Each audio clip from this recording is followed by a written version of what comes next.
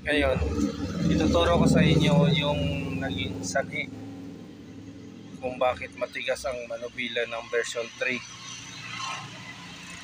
Sa halagang 250 lang, depende kung saan makabili ng shock. Basta sa akin 250 lang ginastos ko, na-solve na yung problema.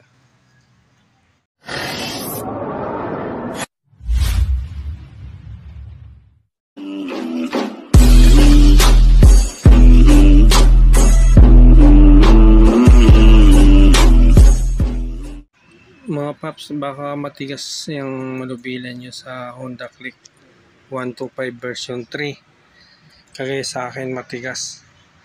Lalo na pag matraffic, maramdaman mo yung tigas. Yan, dinala ko doon kay La John. Yan, pinalitan niya ng Boris Suntal ang pangalan yan. Ito yung luma.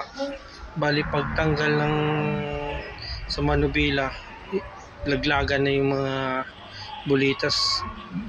Di kasi kagaya nitong kinabit namin yan, kagaya yan buo, may di siya hiwa-hiwalay yung mga bulitas. Yan. Di kagaya, unlike yung stock, wala, hiwa-hiwalay yung bulitas. So di kagaya yan. Yan o, pagka